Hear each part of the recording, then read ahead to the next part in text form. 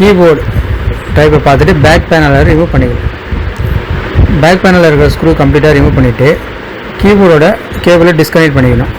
Next கீபோர்டை replacement பண்ணிவிட்டு அந்த புது கீபோர்டை திரும்பவும் கனெக்ட் பண்ணிவிட்டு பேக் பேனலில் ஸ்க்ரூஸ் எல்லாமே கம்ப்ளீட்டாக க்ளோஸ் பண்ணணும். இவ்வளோ தான் தம்பி. சூப்பர்ண்ணே.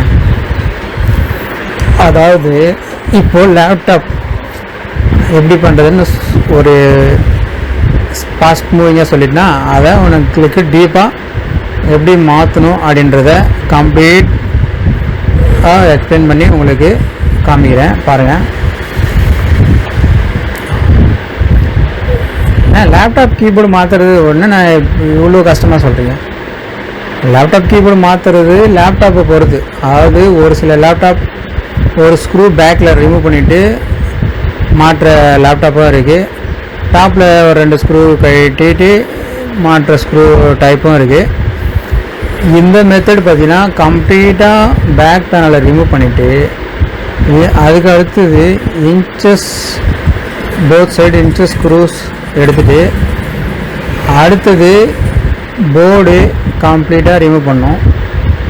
அப்புறமா டிவிடி ட்ரைவ் இருந்தால் டிவிடி ட்ரைவு இல்லை டம்மி கேஸ் எதனா இருந்தால் டம்மி கேஸ் ரிமூவ் பண்ணிவிட்டு இவ்வளோ ஒர்க்கு நம்ம கம்ப்ளீட்டாக முடித்தா தான் தம்பி கீபோர்டை ரிமூவ் பண்ணணும். நீங்கள் சொல்கிறது பார்த்தா ரொம்ப கஷ்டமான ஒர்க்காக இருக்கானே. ஆமாம் தம்பி. இந்த கீபோர்டு மாற்றுறதுக்கு கிட்டத்தட்ட ஒரு 2 மணி நேரத்துக்கிட்ட ஆகிடும் தம்பி. அந்தளவுக்கு ரொம்ப ஒர்க் அதிகம் இதில். ஏன்னா பொறுமையாகவும் பண்ண வேண்டிய ஒர்க் இது. எதுக்காகனா எத்தனையும் நம்ம ரிமூவ் பண்ணிட்டு தான் நம்ம கீபோர்டை அதுவும் இப்போ வர கீபோர்ட்ஸ் எல்லாமே லாக் சிஸ்டம். லாக் சிஸ்டம்னா என்னென்ன அதுவும் சொல்கிறேன்.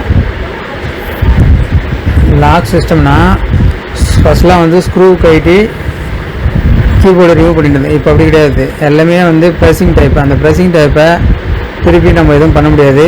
ஒரு வாட்டி லாக் உடைச்சி எடுத்துட்டோம்னா திருப்பி அந்த லாக் திருப்பி லாக் பண்ண முடியாது. நம்ம கீபோர்டு நம்ம சேஃப்டியாக நல்லா ஃபிக்ஸ் பண்ணி நம்ம மேலே போர்டெல்லாம் போட்டு அது ஸ்க்ரூ போடுறது மட்டும்தான் ஸ்ட்ரென்த்து. மற்றபடி வேறு எதுவும் பண்ண முடியாது. கீபோர்டு அந்த அளவுக்கு ஃபங்க்ஷன் ஒர்க் ஆகும். அந்த ஃபிங்கரிங் அந்தளவுக்கு ஃபாஸ்ட்டாக மூவ் பண்ணுற மாதிரி இருக்காது.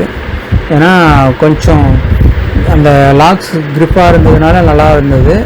லாக் எல்லாமே ரிமூவ் பண்ணிட்டு ஏன்னா இப்போ வர்றது எல்லாமே அப்படியே வருது லேப்டாப்பு. நம்ம அதுக்கேற்ற மாதிரி தான் நம்ம கஸ்டமர்கிட்ட இன்ஃபார்ம் பண்ணிவிட்டு தான் நம்ம எல்லாமே பண்ணலாம்.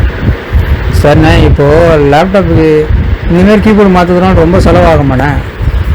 பைசா பொறுத்தவரையிலையும் இது இந்த மாடல் இப்படி மாற்றி பண்ணுறதுக்கு கொஞ்சம் காஸ்ட் அதிகமாக தான் ஆகுது. நார்மல் கீபோர்டை மாற்றுறத விட இது கொஞ்சம் காஸ்ட் அதிகமாக தான் ஆகுது. ஆனாலும் காஸ்ட் அதிகமாகிறது இல்லாமல் ஒர்க்கு அந்தளவுக்கு ரொம்ப ஹெவியாக இருக்கும். ஏன்னா கம்ப்ளீட்டாக எல்லா காம்பவுண்டுமே ரிமூவ் பண்ணி அந்த லாக்கை கொஞ்சம் ஓப்பன் பண்ணி திருப்பி க்ளோஸ் பண்ணி எல்லாமே பண்ணுறதுக்கு ஒரு ஹாஃப் டே ஆகிடுது. அந்தளவுக்கு ஒர்க்கும் அதிகமாகிடுது. இதுக்கு என்ன தானே சொல்யூஷன்? இதுக்கு வேறு என்ன சொல்யூஷன் பார்த்தோம்னா ஒன்றும் கிடையாது. இப்படி தான் பண்ணி ஆகணும். ஏன்னா மேனுஃபேக்சரிங்கே மாற்றி பண்ணால் மட்டும்தான் இதுக்கான சொல்யூஷன்ஸ். மற்றபடி நம்ம கையில் ஒன்றுமே இல்லை தம்பி. சரிண்ணே. இப்போது இனிமேல் ஃப்யூச்சர்லேயும் இப்படி தான் வரும்ன்றீங்களா? கீபோர்டு எதுக்குன்னா அப்பப்போ ஃபால்ட் ஆகிடும். கீபோர்டு ஃபால்ட் ஆகுதுன்னா லைஃப் ஆனால் ப்ராப்ளம் வரும். இன்னொன்று கேமிங் நிறைய பேர் விளையாடுவாங்க, இல்லை டைப்பிங் நிறைய ஒர்க் பண்ணுவாங்க.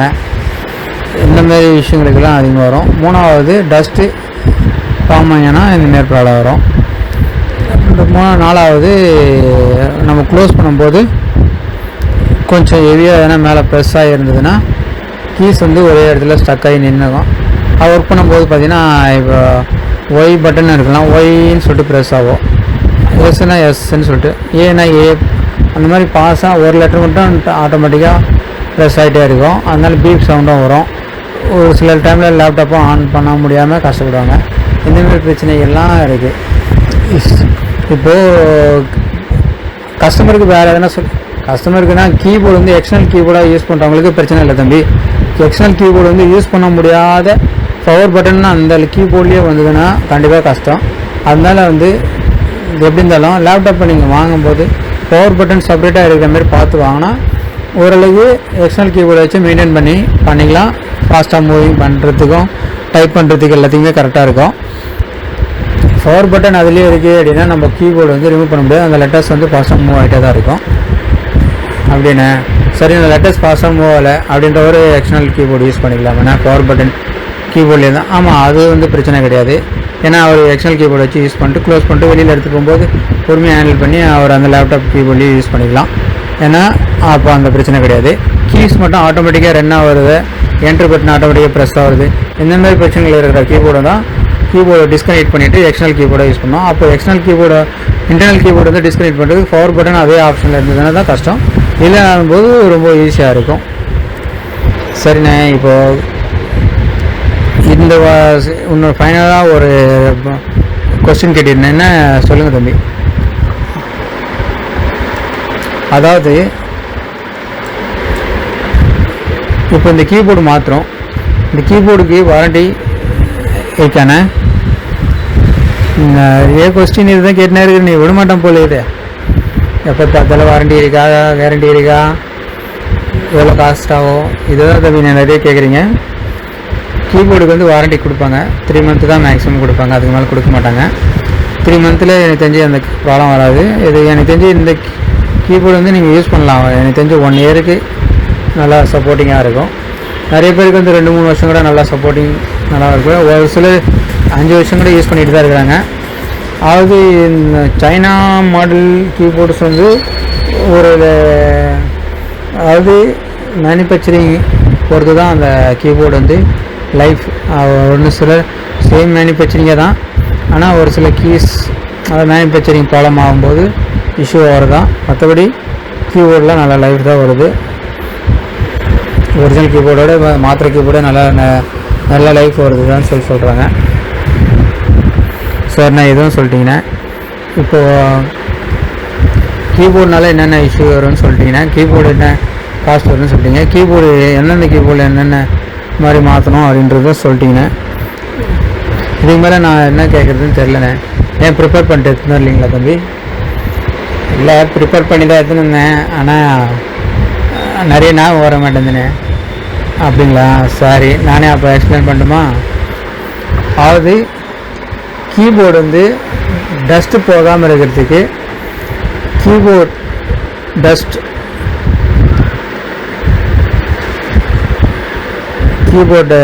டஸ்ட்னு சொல்லிட்டு ரிமூவர்னு சொல்லிட்டு நிறைய பேர் அதை யூஸ் பண்ணுறாங்க. அது எப்படி இருக்கும் அப்படின்னா, கீபோர்டில் அந்த ஜெல்லு மாரி தடவி ஃபுல்லாக அதில் இருக்கிற டஸ்ட்டை எடுத்துருவாங்க. அது ஒரு ஆப்ஷனு. ரெண்டாவது, துணி வச்சு நிறைய பேர் மூடி வைப்பாங்க. அடுத்தது கீபோர்டு ஸ்கின் அப்படின்னு சொல்லிட்டு இருக்குது. அதை ஸ்கின்னு வந்து கம்ப்ளீட்டாக க்ளோஸ், கீபோர்டு வந்து டஸ்ட் ஆகாமல் இருக்கிறதுக்கு அந்த கீ ஸ்கின்னையும் அப்ளை பண்ணி யூஸ் பண்ணுறாங்க. அந்த மாதிரி பண்ணும்போதெல்லாம் நிறைய பேருக்கு ஓரளவுக்கு லைஃபு சேஃப்டியாகவும் இருக்குது. இந்த ஜெல்லு தான் நிறைய பேருக்கு நிறையா யூஸ் ஆகுதுன்னு சொல்கிறாங்க. ஏன்னா அதில் இருக்கிற டஸ்ட்டு வந்து ஈஸியாக ரிமூவ் ஆகிடுது. காரணம் மேலே ஒட்டி அந்த டஸ்ட்டு வந்துடுறதுனால எங்களுக்கு ஒர்க் பண்ணுறதுக்கு நல்லா இருக்குன்றாங்க. ஓகேண்ணே, நான் ஆனால் இந்த லிக்விட் மாரி விற்கிதுண்ணே, க்ளீனர் கிட்டுன்னு சொல்லிட்டு, அதை யூஸ் பண்ணலாமண்ணே. யூஸ் பண்ணலாம். கீபோர்டு வந்து சுத்தமாக இல்லை அப்படின்னா துடைக்கிறதுக்கு தான். ஆனால் டஸ்ட்டு வந்து உள்ளே இருக்கிற டஸ்ட்டு வந்து அதை நீங்கள் ஸ்ப்ரே பண்ணிங்கன்னா உள்ளே போய்ட்டு லேயர் மாரி படிஞ்சிடும் தம்பி அந்த லிக்விடு. அதனால் அதை பண்ணக்கூடாது. அதை ப்ரெஷ்ஷு கொடுத்துருப்பாங்க, அந்த ப்ரெஷ்ஷை வச்சு க்ளீன் பண்ணி கீபோர்டு வந்து ஓரளவுக்கு கண்ட்ரோல் பண்ணிக்கலாம். அதனால் நீங்கள் லிக்விடு வந்து ஃபுல்லாக ஸ்ப்ரே பண்ணி துடைக்கக்கூடாது. ஏன்னா உள்ள லேயர் மாரி படிஞ்சிச்சுன்னா அதே ஒரு ப்ராப்ளம் ஆகிடும். அதனால் லிக்விட் ஸ்ப்ரே யூஸ் பண்ணக்கூடாது. ஓகேண்ணா, சூப்பர்ண்ணே. அடுத்த விஷயண்ணே, இதான் மறந்துட்டேன்னு சொன்னீங்க இல்லை, இப்போ தான் ஞாபகம் வருது. சார்ண்ணே பண்ணக்கூடாதுன்ட்டிங்கன்னா, கீபோர்டு வந்து நீங்கள் அதை யோசனை பண்ணிகிட்டே அதுக்குள்ளே நான் கொஞ்சம் ஃபிக்ஸ் பண்ணுற டீட்டெயில்ஸை கஸ்டமருக்கு எக்ஸ்பிளைன் பண்ணிகிட்டே இருப்பேன். ஓகேண்ணா. அதாவது இப்போது நம்ம கம்ப்ளீட்டாக நம்ம போர்டு ரிமூவ் பண்ணிவிட்டு அதேமாதிரி சொன்ன மாதிரி டிவி டிரைவோட டம்மி கேஸ் ரிமூவ் பண்ணிவிட்டு அதுக்கப்புறமா தான் நம்ம கீபோர்டு வந்து ரிமூவ் பண்ணோம். ரிமூவ் பண்ணிவிட்டு நம்ம திரும்பவும் ஃபிக்ஸ் பண்ணிடும் போது அதே ப்ரொசீஜரை ஃபாலோ பண்ணுறோம். திரும்பவும் நம்ம போர்டு ஃபிக்ஸ் பண்ணி கீபோர்டை கம்ப்ளீட்டாக ஃபிக்ஸ் பண்ணிவிட்டு கனெக்ஷன் கொடுத்துட்டு போர்டு வந்து போர்டு ஃபிக்ஸ் பண்ணிட்ட பிறகு அந்த கனெக்ஷன் கொடுக்க முடியும். போர்டு கனெக்ஷன் கொடுத்துட்டு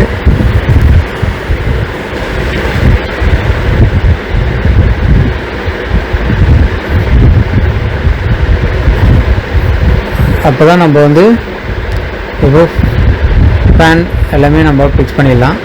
ஏன்னா ஃபிக்ஸ் பண்ணிட்ட பிறகு நம்மளுக்கு ஏன்னா இந்த அளவுக்கு ஒர்க்கு வந்து என்ன அளவுக்கு ஒர்க் இருக்குது பாருங்கள். ஏன்னா இது வந்து நீங்கள் பொறுமையாக தான் ஹேண்டில் பண்ணணும். ஏன்னா ரொம்ப ஒவ்வொரு காம்பவுண்டும் ரொம்ப சென்சிட்டிவானது, ரொம்ப மைனட்டாக இருக்கும். ஏன்னா நான் தான் சொன்னேன், பழைய டைப் மாடல் மாதிரி இல்லை, புது மாடல்ஸ் எல்லாமே குவாலிட்டி ரொம்ப கம்மியாக தான் கொடுத்துருக்காங்க. எதை தொட்டாலும் உடையிற மாதிரி தான் கொடுத்துருக்காங்க. அதனால் நம்ம பொறுமையாக தான் ஹேண்டில் பண்ணோம். அதனால் கீபோர்டு, மவுஸ், டச் பேடெல்லாம் கனெக்ஷன் கரெக்டாக கொடுத்துருக்குமா, டிஸ்பிளே கேபிளுக்கு கரெக்டாக கொடுத்துருக்குமா அப்படின்றத ஆடியோ ஜாக் கரெக்டாக கனெக்ட் பண்ணியிருக்குமா, அப்புறமா ஃபேன் வந்து ரன் ஆகிறதுக்கு கனெக்ஷன் கரெக்டாக கொடுத்துருக்குமா, கீபோர்டு கனெக்ஷன் கரெக்டாக கொடுத்துட்டுமா, அப்புறம் டிடி டிரைவுக்கு போகிற கனெக்ஷன் கரெக்டாக கொடுத்துருக்குமா அப்படின்றத எல்லாத்தையுமே நம்ம ஃபிக்ஸ் பண்ணிக்கலாம்.